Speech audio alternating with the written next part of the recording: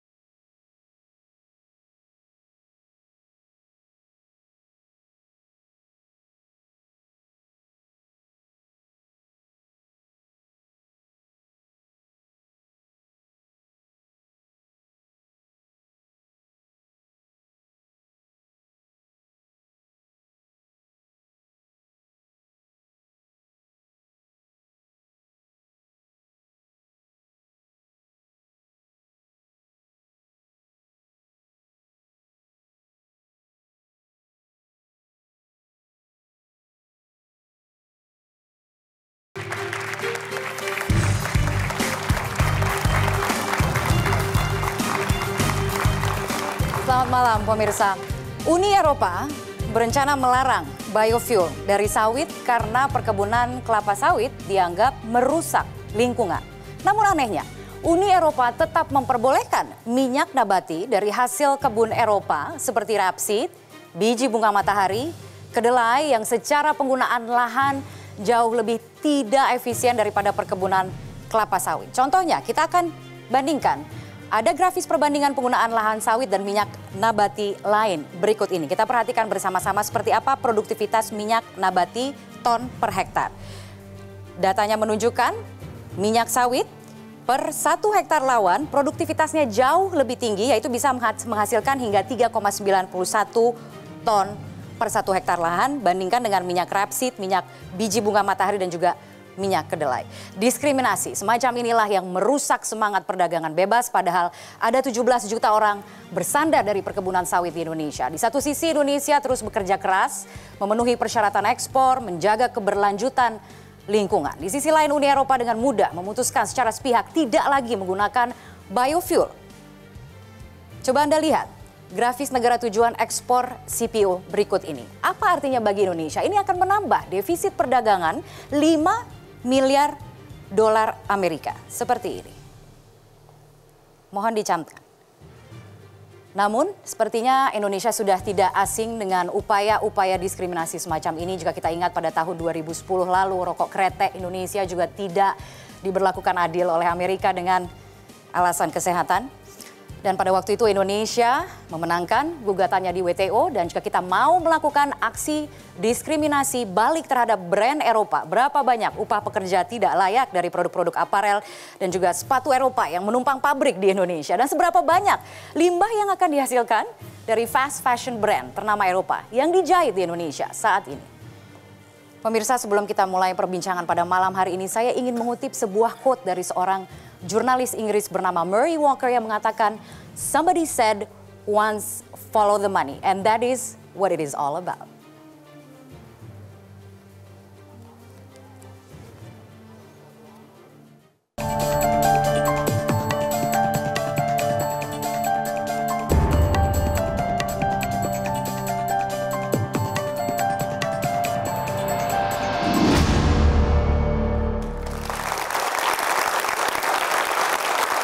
Baik, pemirsa, langsung saja kita undang narasumber. Ada 3 narasumber yang akan segera bergabung bersama saya di atas panggung Economic Challenges. Pertama-tama saya undang Ibu Musdalifah Mahmud, Deputi 2 Menko Perekonomian. Saya persilakan untuk naik ke atas panggung.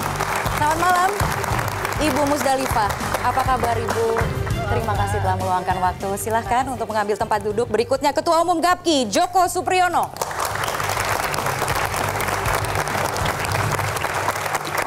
Selamat malam Pak Joko. Terima kasih telah bergabung bersama kami. Kemudian yang terakhir Dirut BPDP Kelapa Sawit, Dono Bustami. Selamat malam Pak Dono. Terima kasih telah meluangkan waktu untuk hadir bersama kami di Economic Challenges. Baiklah, saya ingin langsung bertanya kepada narasumber yang sudah hadir bersama saya pada malam hari ini, ke Ibu Musdalifah terlebih dahulu untuk memetakan paling tidak permasalahannya? Sebenarnya ketika kemudian langkah yang sekarang sedang ditempuh oleh Uni Eropa ini mulai diberlakukan terhadap Indonesia, diskriminasi seperti apa sebenarnya yang tengah terjadi terhadap produk kelapa sawit milik Indonesia? Yang pertama, mereka sudah mengadopsi yang pasti ya Delegated Act tanggal 13 Maret yang lalu. Dan di sini dari berbagai bahan baku biofuel yang digunakan di Uni Eropa, yang ada di dunia, kelapa sawit adalah salah satunya. Yang lainnya adalah kita tahu ada rapeseed, ada sugarcane, gula, ada minyak matahari, ada soybean, ada jagung, dan berbagai. Dan kenapa hanya kelapa sawit yang dikategorikan high risk untuk metode yang mereka sebut ILUC, Indirect Land Use Change. Ini yang kita anggap diskriminasi. Karena kalau kita lihat total deforestasi, karena kita yakin ya penggunaan untuk soybean, untuk minyak rapeseed, untuk minyak matahari, itu pasti kan semua lahan yang ada di dunia, itu pasti asal muasalnya adalah hutan. Kenapa kategori indirect land use change untuk kelapa sawit yang hanya satu-satunya komoditi di dunia yang dianggap high risk? Deforestasi yang terjadi di dunia ini sebenarnya 700 juta hektar untuk pertanian. Dan kelapa sawit itu hanya jumlahnya, kalau di dunia mungkin tidak lebih dari 25 sampai 30 juta hektar ya, termasuk Malaysia, kemudian Amerika Latin dan negara-negara lainnya. Dan hanya kelapa sawit yang dikategorikan. Sementara soybean yang ada di dunia itu sekitar 120 juta hektar. Kemudian kalau kita berbicara rapeseed itu sekitar 35 atau 40 juta hektar ya. Koreksi Pak Joko kalau saya salah. Kemudian yang lainnya rapeseed ya, rapeseed 25 juta hektar kalau tidak salah. Bunga matahari 25 juta hektar.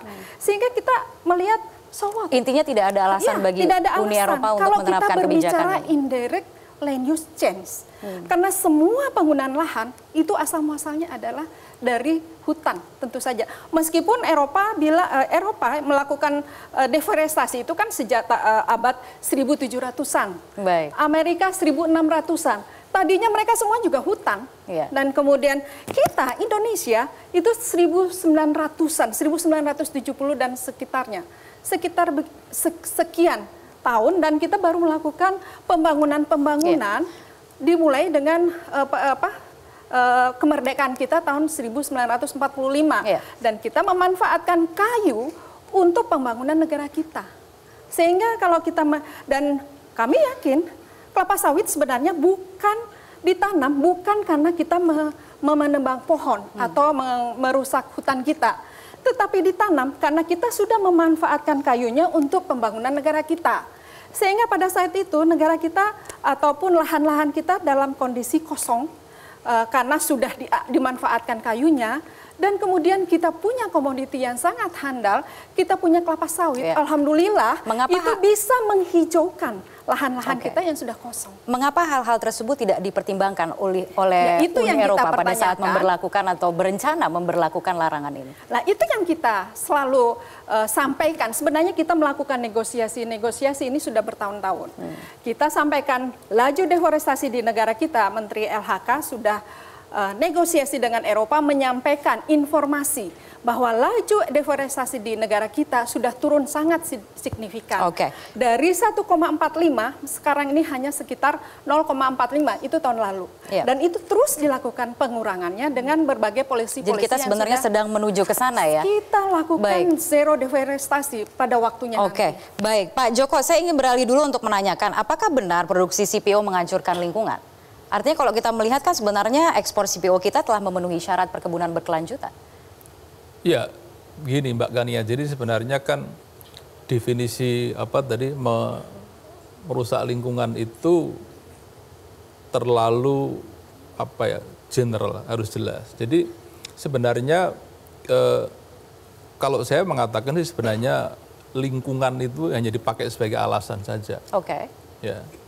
Karena apa? Karena dari aspek manapun itu bisa diperdebatkan. Tergantung bagaimana kita mendefinisikan lingkungan itu. Nah, oleh karena itu sebenarnya saya selalu mengatakan bahwa ada dua hal. Pertama, bahwa isu lingkungan selalu dipakai sebagai alasan. Buktinya apa? Buktinya sebenarnya alasannya itu berganti-ganti. Lingkungan itu kan dulu, sekarang kan yang terakhir kan tadi dibilang deforestasi, climate change, kemudian kesehatan. Jadi ini berganti-ganti gitu. Sebenarnya objeknya kan sama, kelapa sawit, tapi selalu yang dipakai alasannya berganti-ganti. Jadi istilahnya kalau main bola itu gawangnya dipindah-pindah. Jadi kita nggak akan pernah bisa ngegolkan wong gawangnya dipindah-pindah. Tapi langkah ini tentunya langkah lebih serius gitu dibandingkan dengan sebelumnya. Artinya kalau memang itu selalu digaungkan selama ini, mengapa kemudian yang ini lebih signifikan artinya? Sebenarnya sih gini, bahwa ini bukan yang pertama. Ini adalah bagian dari Renewable Energy Directive. Oke. Which is sebenarnya ini kalau kita bilang jilid 2. Jilid 1 itu sudah diterapkan atau sudah diberlakukan oleh Eropa tahun 2003.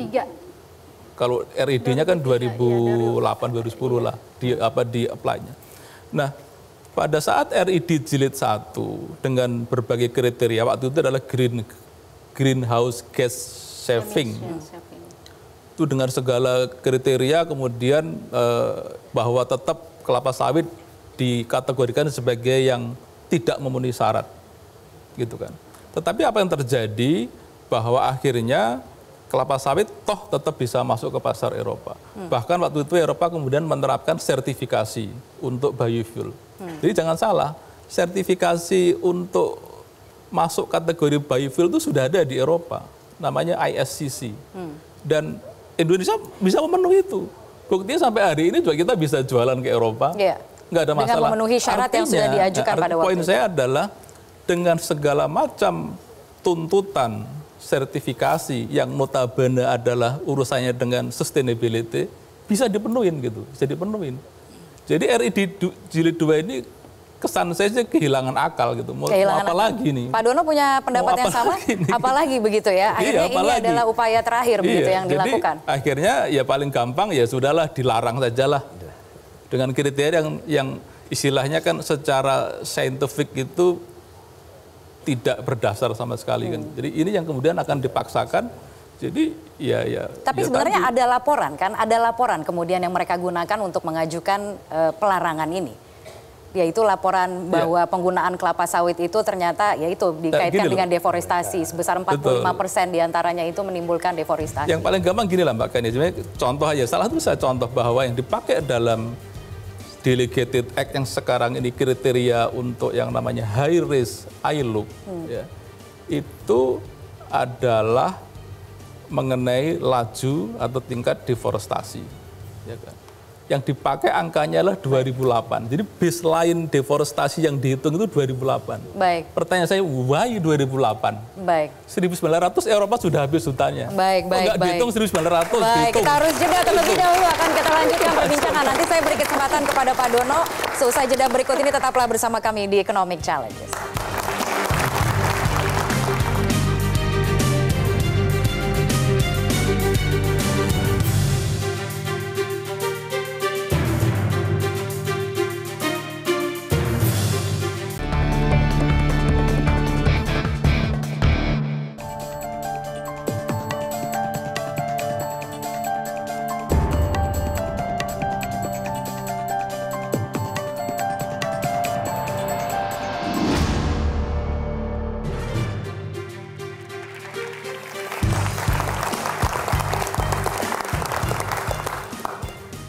Dan pemirsa, Anda kembali bergabung bersama kami dalam Economic Challenges. Dan sebelum kita mulai perbincangan kita kembali, saat ini kami juga sudah tersambung melalui sambungan Skype dengan Dubes RI untuk Belgia, Luxembourg, dan juga Uni Eropa, Yuri Tamrin, yang bergabung bersama kami dari KBRI Brussels, Belgia. Selamat malam Pak Yuri, waktu Indonesia.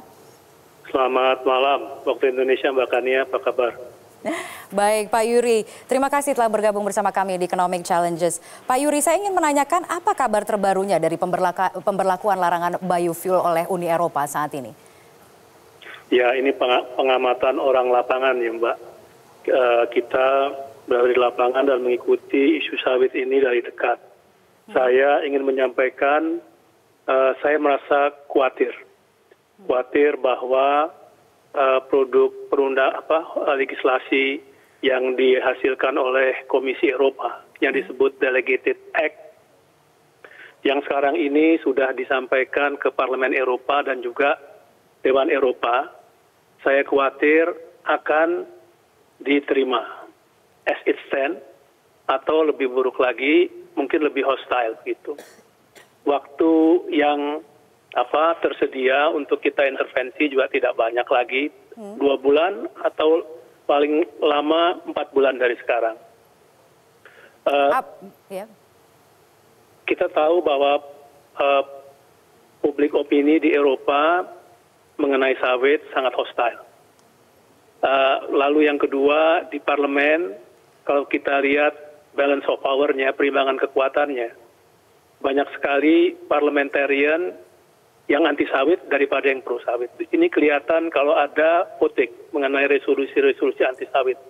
Jadi yang akan kita hadapi adalah kemungkinan besar Delegated Act diterima dan menjadi regulasi.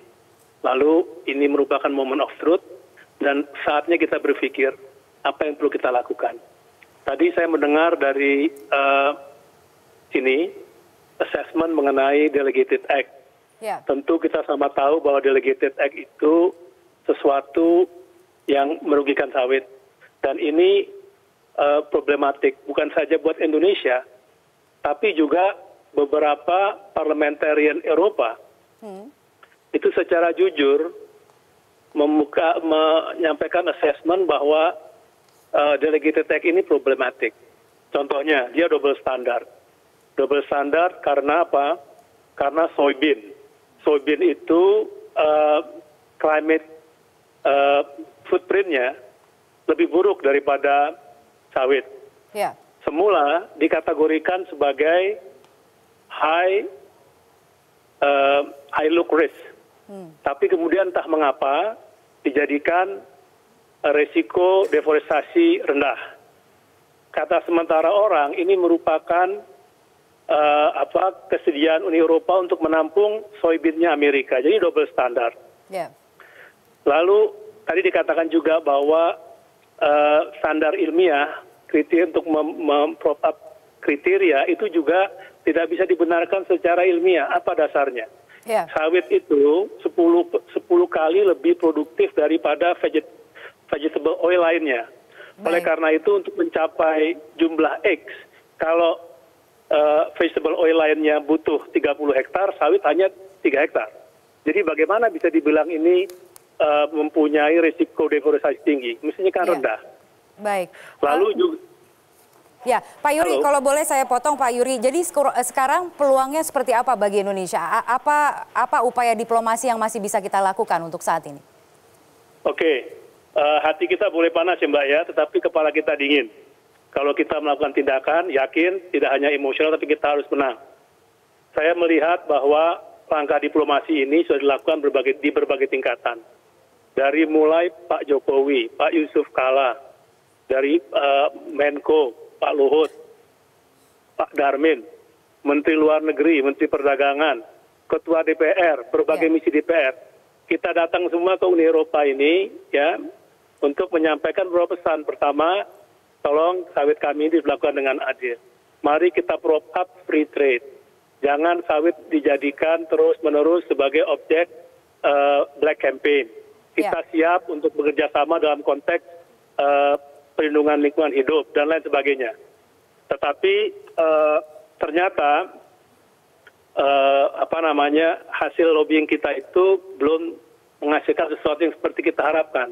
Yeah. Jadi dengan kata lain, Mbak, kalau what need to be done, menurut pendapat saya 2 bulan ini kita terus melakukan pendekatan ya Mbak ya. Saya gembira Pak Darmin akan ke Brussel bulan April ini dengan Bu Mus mungkin. Kita maksimalkan. Lalu seandainya Delegated Act ini menjadi regulasi, I think we have to go into litigation, Mbak. Kita harus melakukan litigasi kan begitu. Kita menggunakan forum WTO atau forum di Eropa, European Court of Justice. Kita punya presiden kok. Kita punya presiden misalnya tahun tahun 2018 kita menang ketika kita men-challenge regulasi juga loh, sama seperti ini, regulasi mengenai penerapan tarif anti dumping. Itu dikalahkan di pengadilan, kita menang. Lalu juga di Lyon itu kita berhasil memenangkan perkara menyangkut black campaign. Jadi kita terus melakukan lobby 2 bulan terakhir ini, kalau memang regulasi yang diskriminatif ini menjadi kenyataan, kita lakukan langkah hukum. Tapi pada saat yang sama, kita tidak boleh harus terus berdialog, harus terus berbicara, harus terus engage. Oleh karena itu pintu dialog terus selalu kita buka terus begitu. Ya, baik. Dan dalam hal ini, halo. Ya. Silakan Pak, tapi boleh saya lempar dulu pertanyaan ke studio Pak, jangan ditutup dulu Pak, Skype-nya kita masih akan lanjutkan perbincangannya, tapi saya ingin minta tanggapan dari Pak Dono terlebih dahulu, tadi perkembangan paling baru begitu yang kita dengarkan langsung dari Pak Yuri Tamrin yang mengatakan ada kemungkinan bahwa regulasi ini akan diterima oleh Parlemen Uni Eropa dan akan diterapkan. Kita ada waktu sekitar 2 bulan untuk melancarkan upaya-upaya terakhir begitu ya, agar kemudian mereka mempertimbangkan kembali. Nah, Pak Dono melihat seperti apa peluangnya, apa yang bisa kita lakukan? Yang melihat kondisi terakhir ini tentunya jalur diplomasi tetap harus kita lakukan. Yang terpenting di sini kita juga harus segera menyiapkan jalur litigasi mempersiapkan diri untuk ke WTO. Ini jangan sampai nunggu nanti sudah terlambat. Jadi sejak awal inilah harus juga mulai dijalankan. Mulai menentukan siapa yang akan merepresent kita di sana. Apakah ada lawyer yang akan ditunjuk oleh pemerintah atau begitu juga dari pengusaha. Jadi diplomasi tetap penting, tapi juga persiapan menuju WTO juga sudah harus mulai dan itu kemudian, dan itu juga hasil rapat dengan Menko Perekonomian pada hari ini. Saya ingin tanya ke Pak Joko dan juga Ibu Musdalifah, seperti apa suasananya pada saat kemudian rapat ini kan memutuskan langkah-langkah apa yang akan ditempuh oleh pemerintah? Iya, kita mempersiapkan langkah-langkah ya, rapat koordinasi kita siapkan tadi dengan para menteri yang terkait, kemudian juga dengan para shareholder ya, para pelaku usaha, dan juga kita sudah mengkomunikasikan dengan para multinational company yang base-nya Uni Eropa, yang juga kita komunikasikan bahwa kita perlu mendapat dukungan, bahwa kita akan mengantarkan delegated act ke WTO. Dan selain itu kita akan melakukan langkah-langkah strategi lainnya untuk mengkomunikasikan. Jadi komunikasi bukan hanya dari pihak Indonesia, tentu saja teman-teman multinational company yang ada di Indonesia, yang biasanya di Uni Eropa, itu semuanya kita sampaikan bahwa Indonesia menolak the Delegated Act yang diterbitkan oleh Uni Eropa karena kita menganggap Delegated Act ini diskriminasi dan ini menyangkut development dari Indonesia, karena jumlah seperti yang tadi Mbak Kania sampaikan, tenaga kerja yang ikut itu bukan sedikit. Kalau kita berbicara 17 juta rakyat, itu harus dibela dan harus kita jaga supaya ekonomi rakyat tetap bisa berlangsung di perkebunan. Baik. Pak Joko, mungkin ada yang ingin ditanyakan ke Pak Yuri atau mungkin untuk menanggapi apa yang disampaikan oleh Pak Yuri, silakan. Bisa bertanya langsung juga ke Pak Yuri yang sekarang masih tersambung melalui sambungan Skype. Ya, jadi langkah-langkah yang tadi sudah disampaikan oleh Pak Dubes, saya pikir perlu didukung. Karena kan ini saatnya kita harus solid. Dan saya mengapresiasi langkah pemerintah sekarang yang melakukan koordinasi lebih baik. Jadi tidak bisa lagi kita berjalan sendiri-sendiri, dunia usaha jalan sendiri, Kementerian A jalan sendiri, Kementerian B jalan. Ini kemudian kita coba ada kepentingan bersama yang harus secara bersama, karena memang ujungnya adalah bahwa ini kepentingan nasional Indonesia. Ini menyangkut hidup matinya Indonesia kan gitu kira-kira. Walaupun sebenarnya Eropa bukan the biggest market, bukan, tapi menurut saya kan kontribusinya berapa, Pak? Eropa itu kira-kira kalau ekspor kita total sawit itu 20 sampai 23 miliar dolar, Eropa itu 4 miliar dolar. Jadi kira-kira sih 25%. Cukup penting. Bukan saja nilainya, tapi sebenarnya kan Eropa ini menjadi reference. Jadi artinya apa yang dilakukan di Eropa itu bisa diikutin oleh negara-negara yang lain gitu. Nah, jadi penting Eropa karena dua hal itu. Karena memang kontribusinya besar, kedua adalah menjadi acuan bagi negara-negara lain. Oleh karena itu sangat penting dan memang harus didukung bahwa langkah yang koordinatif untuk merespon Eropa ini sangat diharapkan. Kemarin kan sempat juga ada seruan untuk memboikot balik begitu ya. Kita mendengar ada seruan seperti itu. Saya ingin tanyakan ke Pak Yuri. Pak Yuri? Ya. Masih bersama kami melalui sambungan Skype ya Pak Yuri? Masih baik. Bahkan ya. Pak Yuri, ada langkah untuk memboikot balik produk-produk dari Eropa. Apakah itu langkah yang bisa dipertimbangkan untuk ke depan? Seperti apa Pak? Mungkin dalam konteks perdagangan global itu akan seperti apa dampaknya? Kalau kita memilih jalur itu. Saya banyak bicara dengan teman-teman di Parlemen Eropa. Khususnya teman-teman yang jujur, teman-teman yang honest, yang juga melihat bahwa Delegated Act ini gimmick yang membahayakan. Gitu. Mereka memahami kalau banyak negara produsen sawit berpikir dua hal. Pertama langkah litigasi dan kedua retaliasi. Mereka ingatkan itu, mereka itu anggota parlemen di sini. We don't do something nice to them. So if they resort to this kind of response, retaliasi dan juga litigasi, itu bisa dipahami. Memang kadang-kadang Mbak, kita berbicara anak manis, ada masanya, tetapi juga ketika kita bicara jelas dengan tools yang lebih konkret juga ada masanya saya kira. Baiklah, terima kasih Pak Yuri telah bergabung bersama kami di Economic Challenges. Pemirsa demikian tadi Dubes untuk Belgia, Luxembourg dan Uni Eropa Yuri Tamrin baru saja bergabung bersama kami live Skype langsung dari KBRI Brussels. Dan kita akan lanjutkan perbincangan dalam Economic Challenges. Sesaat lagi kita harus jeda terlebih dahulu.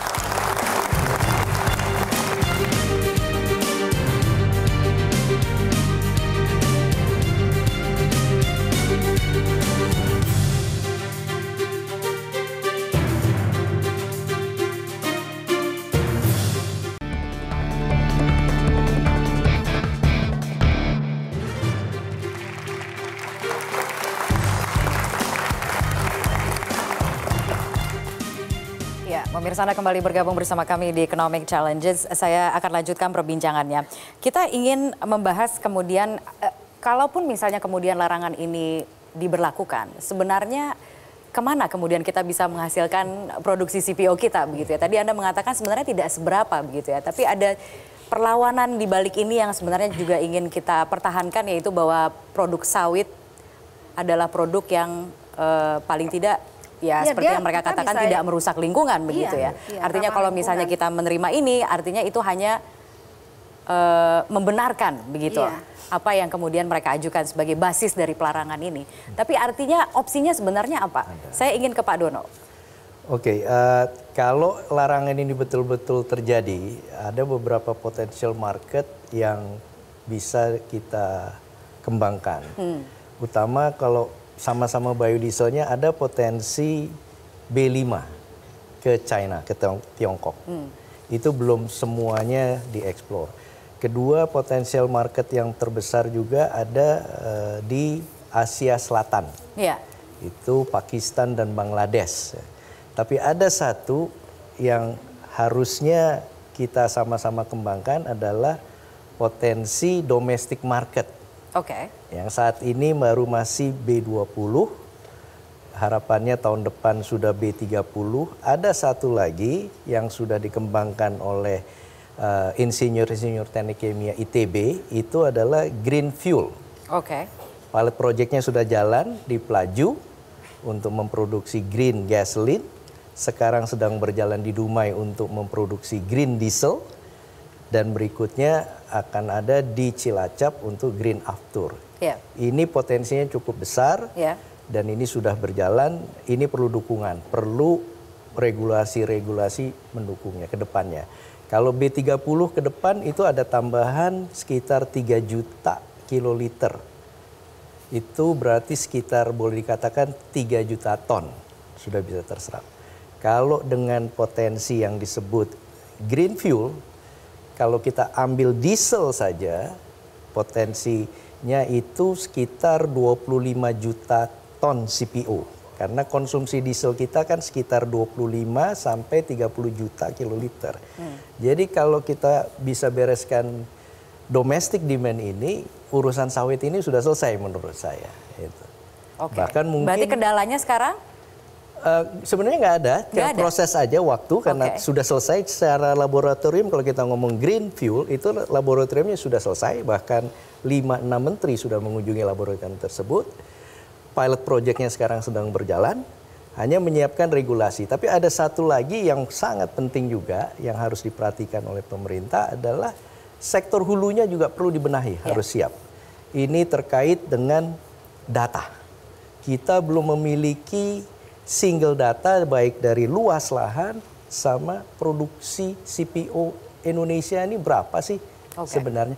Ini semua harus bersamaan. Jadi sektor hulunya harus dibenahi, begitu juga downstreamnya dan fokus di domestic market. Pak Joko, Anda sependapat? Ada persoalan data yang sekarang harus dibenahi juga? Ya, data sih satu hal ya, karena sebenarnya kan data ini kan tinggal nanti bagaimana pemerintah secara firm menetapkan aja. Tapi sebenarnya yang saya perlu garis bawahi adalah bahwa Indonesia ini the biggest producer. Ya. Bahkan sampai 2025 itu roadmap kita kan masih naik produksinya. Mungkin bisa 60 juta ton tahun 2025 itu. Ya. Jadi artinya bahwa betul kita harus pertama harus diversifikasi pasar, kedua harus memperkuat pasar domestik, iya. Tapi kalau menurut roadmap yang kita lihat adalah bahwa kita memang tetap masih akan ada pasar ekspor. Dan saya pikir ini penting juga. Berapa persennya Pak perkiraannya? Ya, paling tidak. Tergantung dari nanti kinerja domestik, serapan domestik. Karena kalau misalnya kita hitungannya Pak Dono tadi masuk akal? Ya, sekarang tahun 2018 kemarin produksi kita adalah 47 juta ton. Domestik kita 13,5 juta. Ya. Jadi kalau domestik ini bisa naik sampai katakan 20 misalnya. Produksi kita nanti akan naik sampai 60 misalnya. Jadi sebenarnya masih tetap ada produksi kita yang harus lari ke pasar ekspor. Dan saya pikir ini penting karena apa? Karena kita tetap perlu devisa, ya. Dan saya pikir tidak mungkin terus dinolin, nggak mungkin. Jadi artinya tetap bahwa kita mesti harus menjaga pasar ekspor sebagai sumber devisa ini. Dan ini juga artinya kan multiplier effect. Nah, namun pasarnya demikian, kira-kira yang dibidik akan kemana Pak? Artinya kalau untuk pasar ekspor ini? Pasarnya banyak. Kita itu ekspor ke 50 negara lebih, ya. Jadi Eropa salah satu, tapi sebenarnya tadi ada kelompok negara-negara yang sekarang sedang dikembangkan. Itu adalah kelompok, kalau saya bilang itu, kalau saya mengelompokkan 10 besar itu, di luar itu ada kelompok others, kelompok lain-lain. Itu aja 6 juta setahun. Dan itu growth-nya setiap tahun 15%. Afrika misalnya, itu belum kita garap secara serius. Jadi sebenarnya bahwa kita meningkatkan pasar domestik, iya, tapi produksi kita masih akan meningkat. Dan memang seyogyanya produksi kita harus meningkat. Baik karena memang productivity kita improve, atau memang karena memang perbaikan-perbaikan riset yang lain. Jadi, dan produksi meningkat itu bagus-bagus saja selama kita tetap bisa mengendalikan inventory kita untuk domestik, untuk ekspor. Jadi, dan ini saya pikir bagus untuk pembangunan kan, karena sesuatu yang increase pasti kan dampaknya juga untuk multiplier effect pembangunan juga bagus. Betul. Tapi sebagai contoh misalnya, saya ingin menanyakan ke Ibu Musdalifah bahwa India sebagai salah satu importir CPO Indonesia kan juga sekarang ini terus meningkatkan tarif bea masuk CPO misalnya. Ini akan mengancam keberlangsungan ekspor kita ke sana atau seperti apa? Saya pikir tidak, karena komunikasi kita dengan India itu kita selalu lakukan komunikasi yang intensif, termasuk nanti tanggal 20 ini besok ya, tanggal 27 hari ini sebenarnya, tanggal 26 sampai dengan 29 kita ada diskusi bilateral dengan India, karena sebenarnya mereka menaikkan biaya masuk ke India itu dalam rangka untuk pembangunan perkebunan minyak nabati mereka di dalam negerinya. Mereka punya konstituen untuk rakyat untuk mendapatkan pendapatan dan juga meningkatkan ekonomian rakyat mereka. Dan itu, karena kalau produktivitas Indonesia terus digenjot, kita harus memastikan bahwa juga ada yang menyerap begitu ya, selain pasar ekspor, pasar domestik. Tapi pasar India itu kan pasar yang sangat besar, dan sampai sekarang minyak nabati kita, kelapa sawit di India masih menjadi yang terbesar konsumsinya di dalam negeri India. Dan komunikasi untuk biaya masuk itu terus kita lakukan karena kita memang dalam ini neraca perdagangan kita surplus dari India, dan kita coba mencari alternatif untuk pertukaran komoditi dengan India ini. Oke, dengan pasar Cina seperti apa perkembangannya? Kalau dengan pasar Cina, kita terus melakukan engagement ya dengan Cina, karena sebenarnya mereka kan punya soybean dan juga ada jagung, menjadi bagian untuk konsumsi minyak nabati mereka. Tetapi dengan kelapa sawit kita seperti yang disampaikan Pak Dono, kita mendorong untuk penggunaan B5, B5. Dan itu komunikasi ini berlangsung terus. Tadi juga sempat disebut-sebut soal green fuel begitu. Itu tingkat konsumsinya seperti apa sebenarnya kalau untuk green fuel ini? Green fuel itu kan sebenarnya secara teknologi di Eropa ataupun di Singapura itu mereka menggunakan green fuel yang 100% bahan baku dari renewable energy, baik itu waste energy maupun menggunakan kelapa sawit atau minyak-minyak lainnya. Sehingga teknologi sebenarnya sudah tersedia. Bahkan di Eropa juga mereka menggunakan hidrokarbon ya istilahnya, yang green fuel itu untuk konsumsi renewable energy mereka. Jadi sebenarnya Eropa itu sebenarnya konsumen untuk biofuel kita, karena mereka sudah membangun instalasi untuk 100% renewable energy. Jadi rasanya memang untuk pasar kelapa sawit saat ini untuk minyak biofuel, sebab pencampur biofuel itu sudah sangat luas sekali, dan kita yakin betul bahwa berapapun pertumbuhan produksi minyak nabati kita itu pasti dibutuhkan di dunia.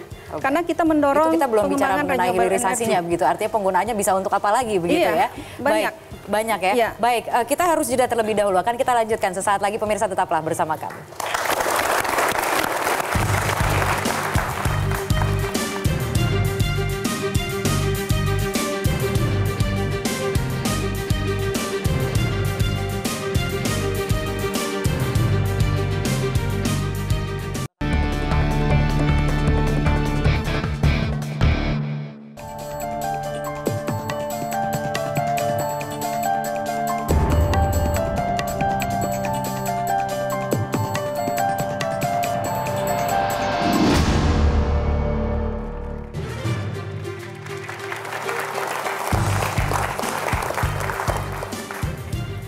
Ya, baik. Anda kembali bergabung bersama kami. Saya ingin lanjutkan, saya ingin ke Pak Joko terlebih dahulu. Pak Joko, langkah antisipasinya untuk sekarang ini seperti apa dari kalangan pengusaha?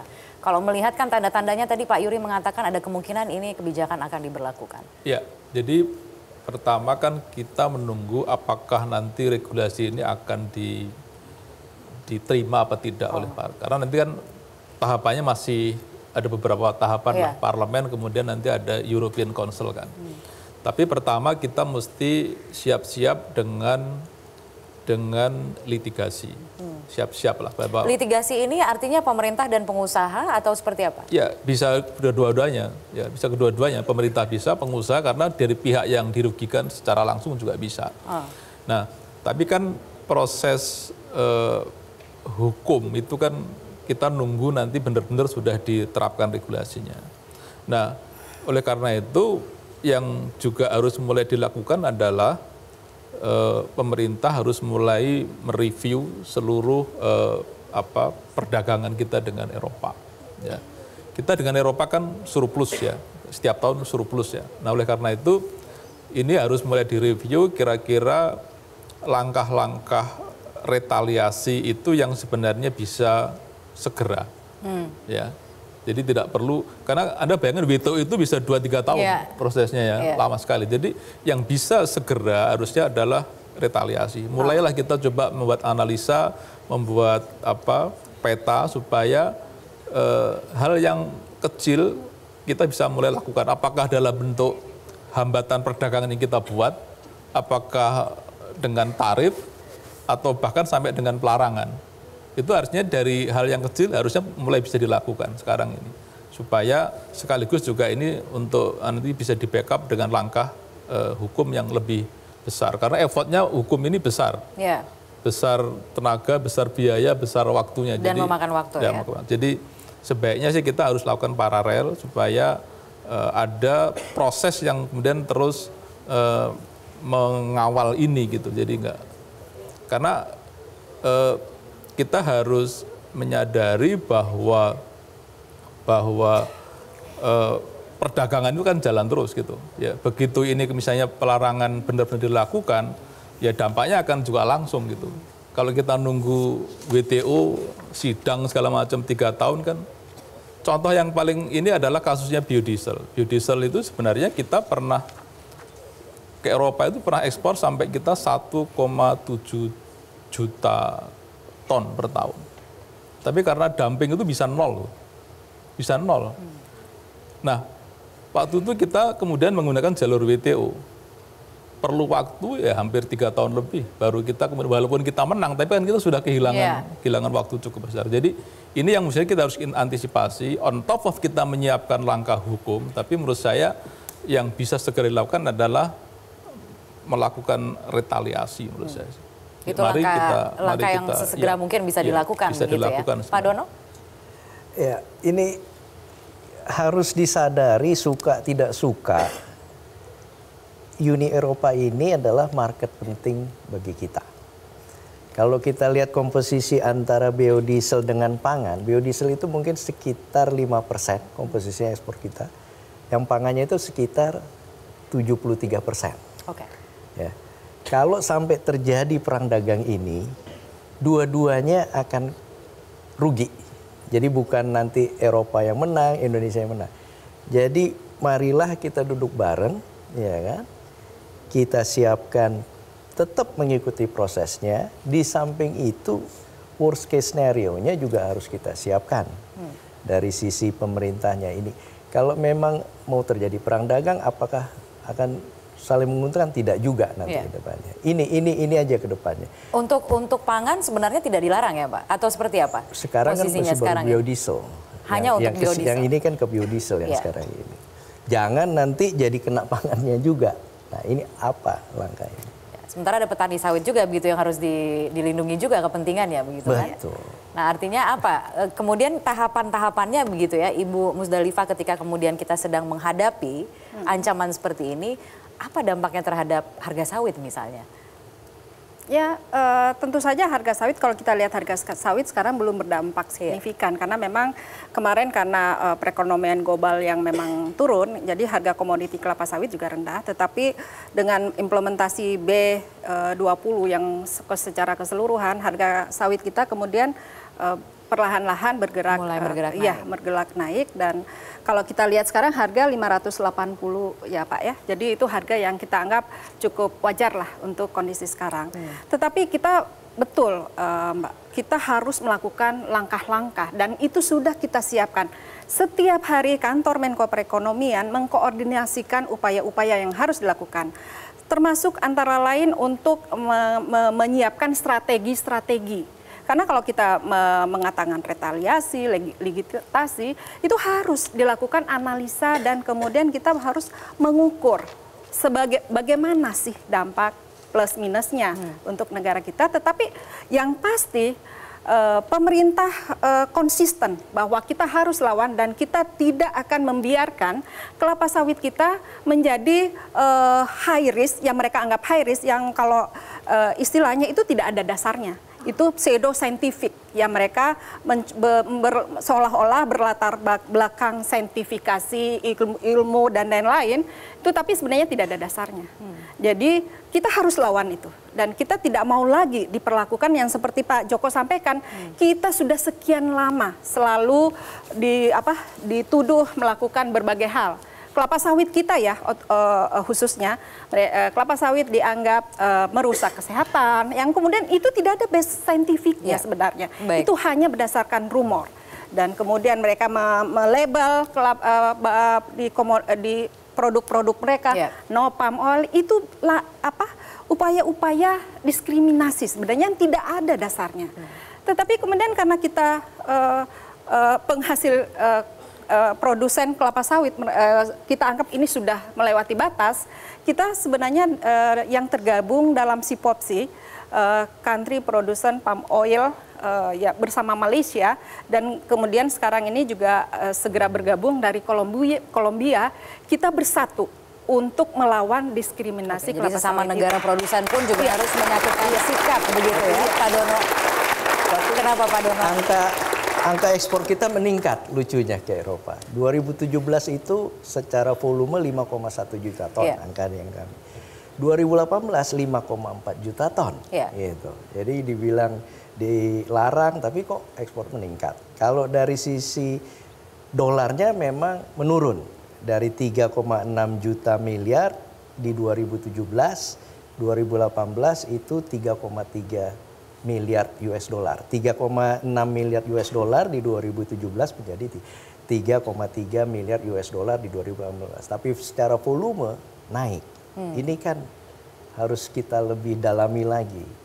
Apa sebenarnya faktornya begitu yang menyebabkan ada kenaikan tersebut? Walaupun ada larangan di depannya, tapi faktanya. Oke, kalaupun kita mengajukan gugatan melalui WTO, sebenarnya seberapa besar kans kita untuk bisa memenangkan gugatan tersebut? Kita akan melakukan berbagai hal, karena sebenarnya kalau WTO mereka kan mendukung prinsip no poverty, mengurangi kemiskinan. Nah, kelapa sawit ini nomor 1 pilarnya di Sustainable Development Goal. Dia mendorong pengurangan kemiskinan di negara-negara produsen. Baik. Kalau di SDG itu ada 17 pilar, yang mereka ungkapkan hanya 1 pilar, yaitu lingkungan, deforestasi. Jadi harus sementara 16 pilar yang lain sebenarnya kelapa sawit adalah yang utama untuk negara-negara kita. Baik, terima kasih Bu Musdalifah telah bergabung bersama kami, Pak Joko dan juga Pak Dono. Waktunya sudah habis. Terima kasih telah berbincang-bincang bersama kami dalam Economic Challenges. Kita akan lihat seperti apa babak berikutnya kalau begitu menunggu penyelesaian dari sengketa dagang ini. Dan pemirsa, terima kasih telah bergabung bersama kami dalam Economic Challenges. Saya Kania Sutisnawinata. Kita jumpa kembali pekan depan.